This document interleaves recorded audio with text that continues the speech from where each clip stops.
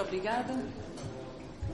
Agradeço ao Conselho Superior da Magistratura o honroso convite que me dirigiu no sentido de participar neste encontro anual. É com muito gosto que aqui estou.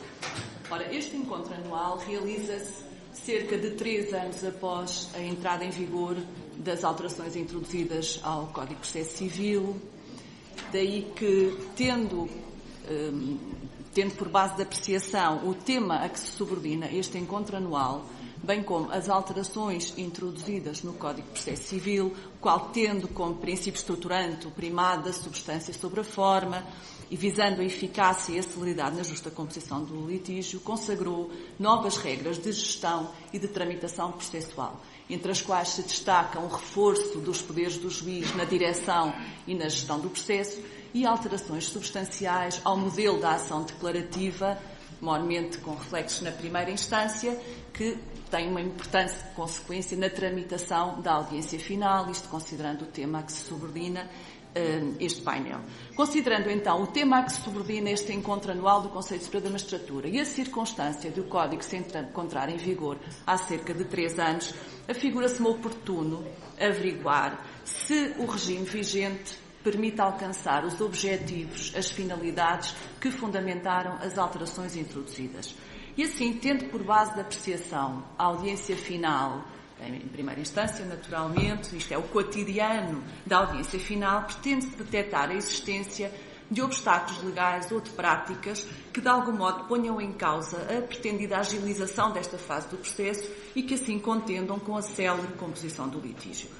No que respeita à audiência final, a sua realização nas datas para o efeito marcadas e o cumprimento da programação previamente definida mostram-se imprescindíveis, indispensáveis, primeiro, à obtenção de uma justiça célere e depois à legitimação dos tribunais perante a comunidade, conhecidas que são as consequências nefastas das deslocações inúteis das pessoas a tribunal, as consequências dos adiamentos da audiência e dos atos de produção de prova, que naturalmente atrasam a composição do litígio. Ora, apesar da consagração pelo novo Código de Processo Civil como regra da inadiabilidade da audiência e da consagração também do princípio da continuidade da audiência, o que é certo é que se detectam na prática alguns obstáculos legais que, em algumas circunstâncias, impedem a realização da audiência, impondo o seu adiamento, e que, noutros casos, impedem o cumprimento da programação previamente definida, impondo a suspensão dos atos de produção de prova, o seu adiamento, a marcação de novas sessões. Portanto, é essa existência destes obstáculos, destas práticas, que pretendo abordar nesta intervenção. O artigo 603 do Código de Processo Civil consagra como regra, efetivamente, a inadiabilidade da audiência, expondo também que será adiada nas 3 situações nele previstas. Primeiro, na situação de impedimento do tribunal, o que à partida será uma causa rara de adiamento da audiência, devendo o juiz ter uma especial cautela a quando do agendamento, de modo a evitar a sobreposição de diligências e o subsequente impedimento, em alguma delas, que determine o respectivo adiamento. O segundo fundamento de adiamento será a falta de advogado nas situações em que o juiz não tenha providenciado dentro de um acordo prévio a quando da marcação da data. Também esse motivo pode ser evitado pelo juiz, diligenciando sempre pela obtenção desse acordo a quando da marcação da data. O terceiro motivo de adiamento da audiência será existir um evento que constitua justo impedimento, digamos que de algum modo impeça a comparência de alguns intervenientes em tribunal. Este terceiro motivo, sim, é suscetível de dar causa a frequentes adiamentos e até à sua repetição no âmbito do mesmo processo, uma vez que não estabelece a lei qualquer limite à sua invocação como causa de adiamento. É certo que o seu âmbito de aplicação é restrito, não se aplica à falta de todos os intervenientes, mas apenas dos advogados, faltando parte que haja de prestar depoimento ou declarações, faltando testemunha ou perito tenha sido convocado. Em determinadas circunstâncias, isso imporá apenas a designação de uma nova data para esse ato de produção de prova específico, o que não impede a realização dos demais atos de produção de prova. Não assim quanto à falta de advogado. Mesmo assim, poderá questionar-se se a falta de advogado que se encontra impedido em virtude de uma circunstância imprevista, não imputável à parte nem aos seus mandatários, portanto, constitui-se justo impedimento, se isso constituirá sempre justa causa para efeitos de adiamento à audiência. A questão assumirá relevância se pensarmos na possibilidade, na faculdade que tem o advogado à partida de subestabelecer o mandato ou da eventualidade de existir procuração conjunta nos autos, casos em que a falta ou o impedimento de um dos advogados não impedirá um advogado subestabelecido ou outro advogado constituído pelas partes de comparecer. Considerando que a lei não estabelece nenhuma restrição, parece razoável admitir que a falta daquele advogado que acompanhou o processo, subscrevendo os articulados, tendo comparecido na audiência prévia, poderá constituir motivo de adiamento. Apesar de em abstrato este fundamento, este motivo, poder dar causa a frequentes adiamentos, não é o que tenho visto na prática. Efetivamente, pelo menos na prática em que tenho participado, tem sido muito rara a invocação deste motivo de adiamento. Imagino que possa essa situação resultar da divulgação ampla da regra da inadiabilidade da audiência como uma das grandes alterações deste novo Código de Processo Civil, a quando da entrada em vigor do Código divulgou-se amplamente esta regra e creio que isto terá criado uma mentalidade diferente e, de facto, não tenho visto esta situação ser invocada com frequência. Daí que também não haja necessidade de fazer uma interpretação demasiado restritiva quanto ao âmbito do impedimento, se abrange todos os advogados constituídos ou apenas aquele que acompanhou o processo. Tenho entendido que é razoável aceitar o adiamento relativamente ao advogado que tem acompanhado o processo. Além destas três causas, há ainda a possibilidade, que já se falou de manhã, de adiamento da audiência em virtude da suspensão da instância, desde decretada pelo juiz com fundamento no motivo justificado. A lei impede, digamos que o adiamento da audiência se a suspensão da instância for decretada por acordo das partes. Agora, nada impede que o juiz a decrete e que venha a ter esse efeito. É evidente que, considerando que esse efeito acaba por ser contrário à regra da inadiabilidade da audiência, que é que preside ao Código, deve ser o juiz especialmente cauteloso na apreciação desse motivo. Ocorrerá, por exemplo, se a causa estiver no âmbito do poder de disposição das partes e o juiz ficar convencido do firme propósito das mesmas de resolver por acordo o litígio, bem como do motivo que as impede de concretizar naquele momento e da transitoriedade desse motivo, porque se assim não for, não se justifica a suspensão da instância, porque a situação em questão estará igualmente decorrido o dito período de suspensão da instância. Levanta-se aqui a muito debatida questão de saber se deve ou não o juiz marcar desde logo nova data para a audiência fim do dito período. Com certeza que razões de celeridade processual apontam nesse sentido e também a prática, a facilitação do trabalho da secção também, uma vez que as pessoas ficam já notificadas. Porém, o motivo que está na base da suspensão da instância parece-me apontar em sentido contrário. Isto é, se o juiz ficou firmemente convencido do firme propósito das partes resolver por acordo o processo e o transmite aos intervenientes que naquele dia ali estavam e que não vão ser ouvidos, parece-me que será uma mensagem contraditória a designação de nova data. Eu, pessoalmente, tenho alguma dificuldade, quando chamo as pessoas e lhes explico o motivo pelo qual não faremos o julgamento, ao mesmo tempo marcar desde logo, quando são declara de que a celeridade assim imporia. Creio que também importa, neste caso, ponderar, designadamente, a dilação da agenda do juiz. Se o juiz tiver uma agenda curta, não será tão imprescindível a marcação desde logo e pode livremente explicar às pessoas de que está convencido que, de facto, se não fará ali julgamento. Se a agenda for a 6 meses ou mais, parece-me que, assim, as razões de celeridade devem prevalecer e se explicar-se-á o melhor possível e marcar-se-á, então, a nova data. Ora, uma vez iniciada, a audiência é contínua, só podendo interromper-se nos casos previstos na lei, se o juiz ficar impossibilitado de a realizar, em caso de absoluta necessidade, e se suspender por não ser possível concluí-la na mesma data, deve desde logo designar-se uma data para a sua continuação. Porém, o cumprimento da programação previamente definida, isto é, dos atos de produção de prova agendados para cada sessão, por vezes pode ser afetado em situações legalmente previstas. Além da já mencionada falta de algum dos intervenientes, que determinará naturalmente uma alteração dos atos de produção de prova, uma vez que aquele ato em que faltou devesse intervir tem que se marcar para outra data. Além disso, a apresentação de documento, a apresentação tardia de documento ou a apresentação de articulado superveniente são suscetíveis também de alterar a programação e de determinar um atraso, digamos assim, no decorrer da audiência final. Quanto à apresentação do documento, é sabido a regra é que deve ser junto com o articulado respectivo, no qual são alegados os factos a cuja prova se destina o documento. Podem ainda ser apresentados até 20 dias antes da data designada para julgamento, devendo a parte, neste caso, demonstrar que os não pôde apresentar antes, sob pena de condenação em multa. Porém, passados estes dois momentos temporais, ainda são admissíveis os documentos que não tenham podido ser apresentados antes ou cuja necessidade de apresentação decorra de um evento subsequente. Portanto, daqui decorre que são admissíveis documentos em momento posterior, designadamente na audiência final. Quanto às consequências da apresentação do documento na audiência final, a regra é o prosseguimento da audiência com os seus atos de produção de prova. Porém, a lei admite que assim não seja se a parte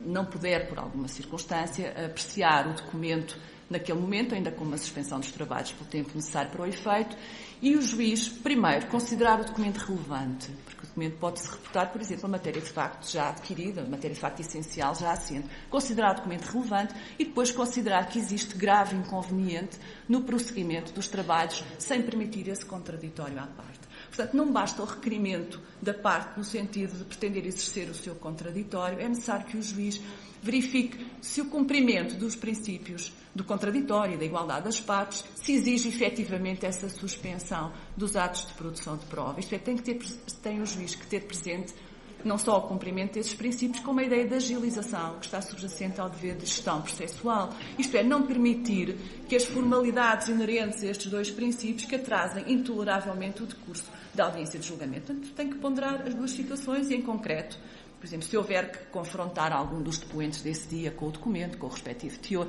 com certeza que o prosseguimento dos trabalhos poderá contender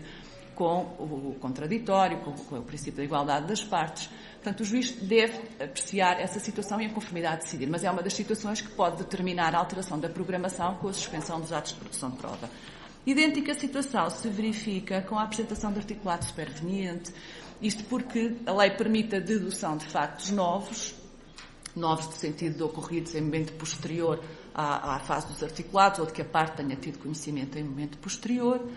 Portanto, os factos novos devem ser deduzidos nessas circunstâncias na audiência prévia ou não, aqueles de que a parte naturalmente tenha conhecimento ou que tenham ocorrido até ao seu encerramento ou não havendo lugar à audiência prévia por ter sido dispensada até 10 dias após a notificação da data designada para a audiência final.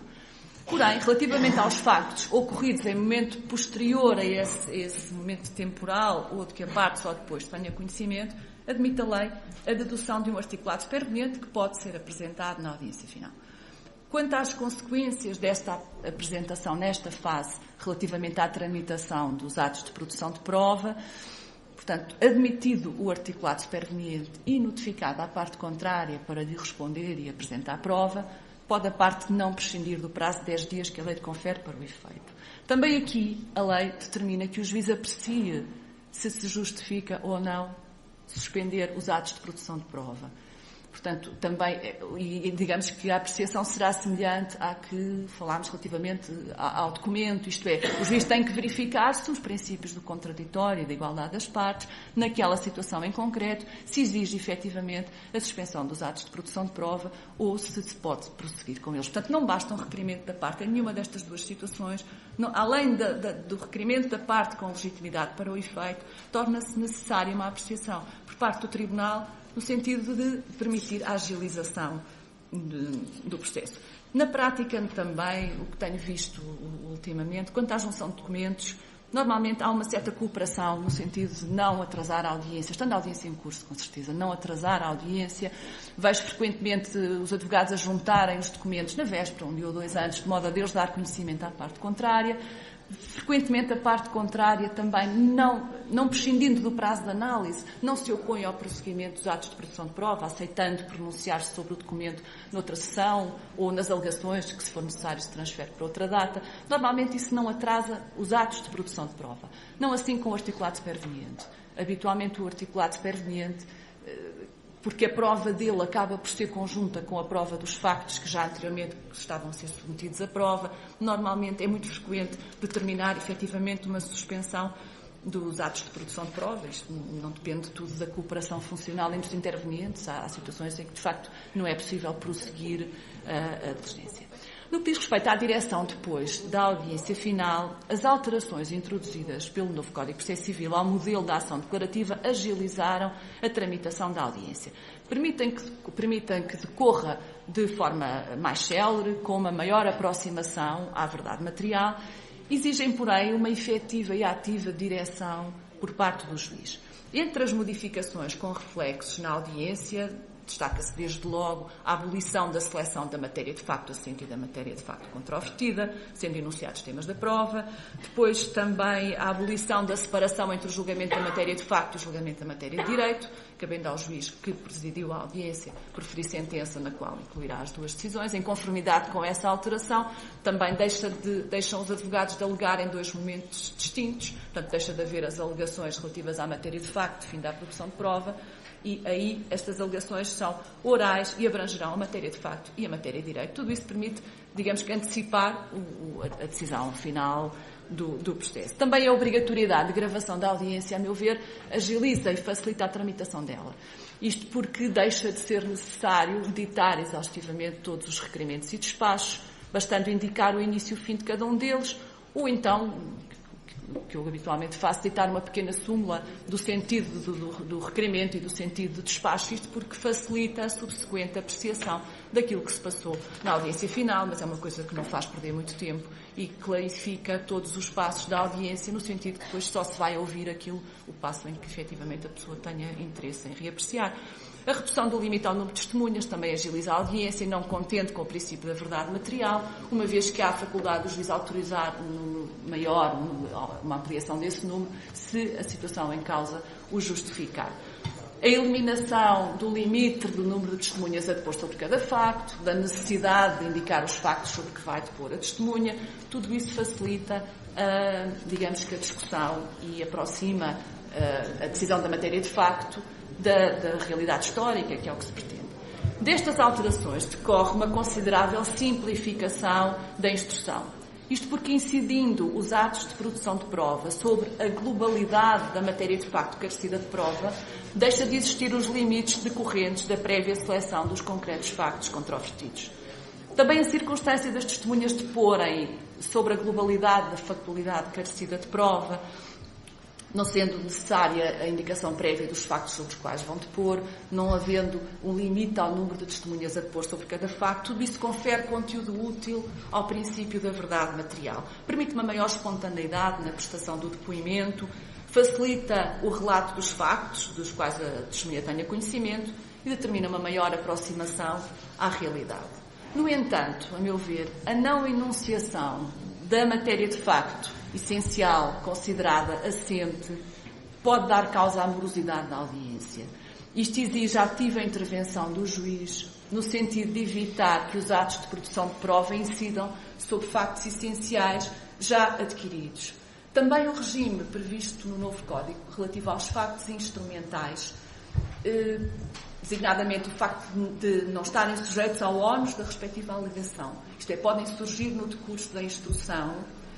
sendo de admitir a produção de prova sobre eles, ainda que não tenham sido alegados. E depois não estão sujeitos também ao ónus da impugnação definida, o que significa que nunca podem ser tidos como assentes, ainda que não tenham sido impugnados. Portanto, daqui resulta uma relativa indefinição da matéria de facto a submeter à prova, que, por um lado, dificulta a programação dos atos de produção de prova. O juiz tem alguma dificuldade em determinar os atos de produção de prova, o número de sessões, a sua duração. E dificulta também a direção da audiência por parte do juiz, que terá também uma dificuldade acrescida em fazer cumprir a programação que previamente definiu. Também a faculdade que a lei confere à parte que pretende prestar declarações de o requerer até ao início das alegações, contente, como é evidente, com a programação previamente definida para a audiência. Isto porque, se a parte não requereu a prestação de declarações com os articulados, nem o fez na audiência prévia, com certeza que a programação do julgamento, da audiência final, não contempla este meio de produção de prova. E, portanto, a apresentação do requerimento importa uma alteração. Pode aqui levantar-se a questão de saber se deve a parte estar presente a quando da formulação do requerimento por parte do seu advogado, de modo a poder prestar de imediato as pretendidas declarações. Isto porque até pode dar-se o caso de o requerer imediatamente antes das alegações e, portanto, não há nenhum outro ato de produção de prova a não ser aquele.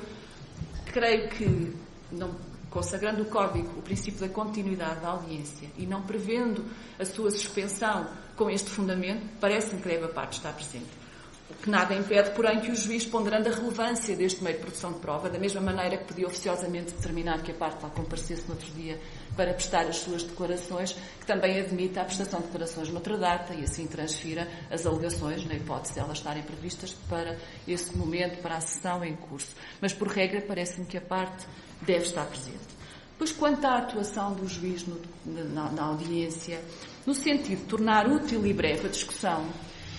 normalmente em casos em que a factualidade seja complexa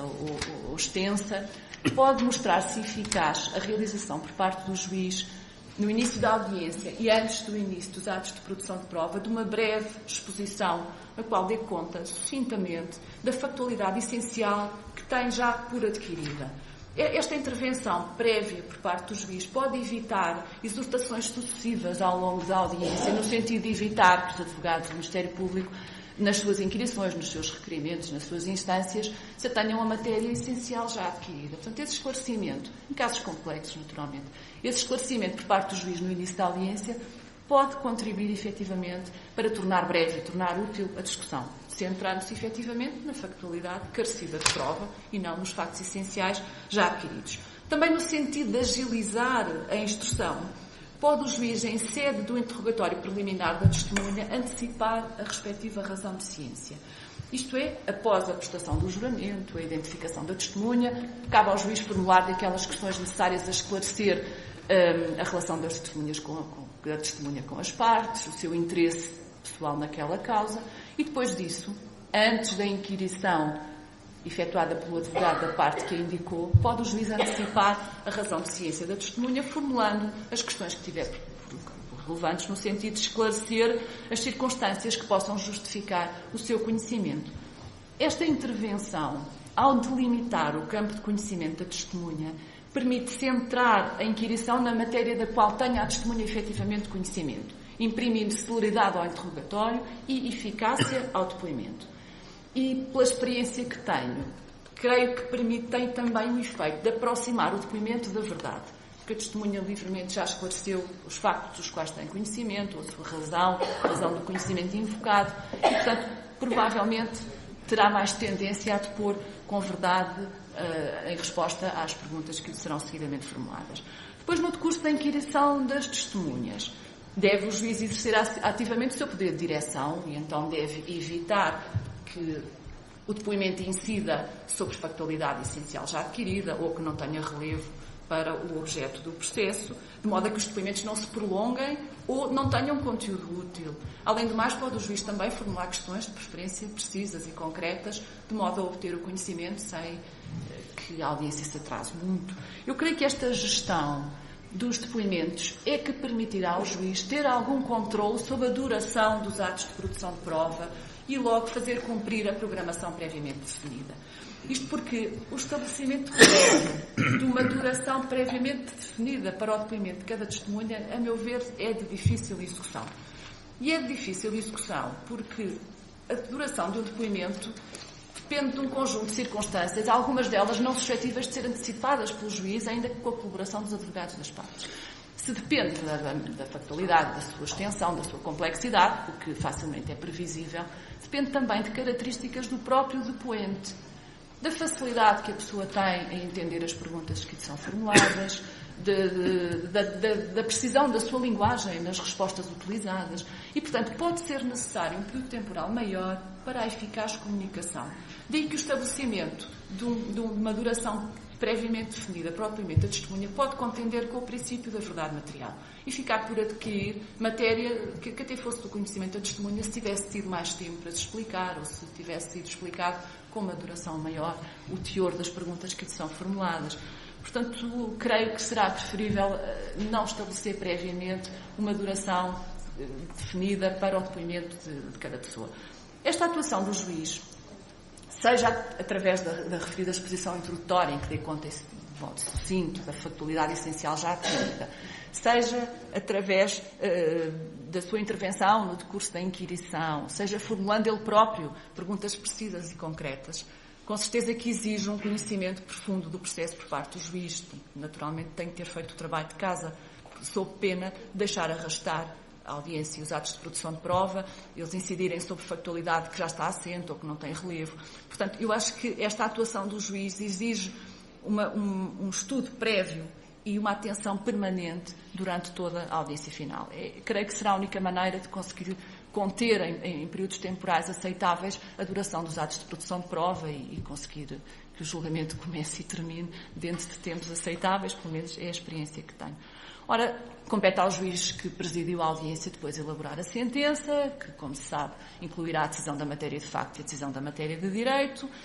para além do efeito imediato da simplificação e agilização do processo que decorre da elaboração desta peça processual com estas duas decisões. Creio também que confere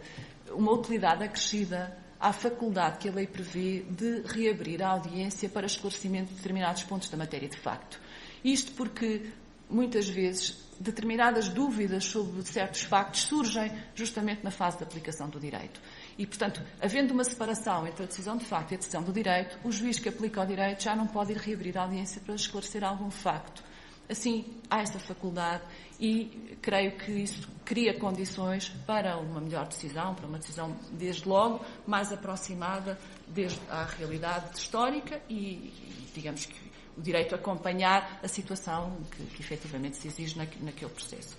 Ora, um minuto para concluir. Em conclusão, direi que o propósito desta intervenção foi a apreciação da experiência da aplicação prática do atual regime processual civil à audiência final, com o propósito de verificar se esta fase da ação declarativa constitui um instrumento ágil para alcançar a justa composição do litígio.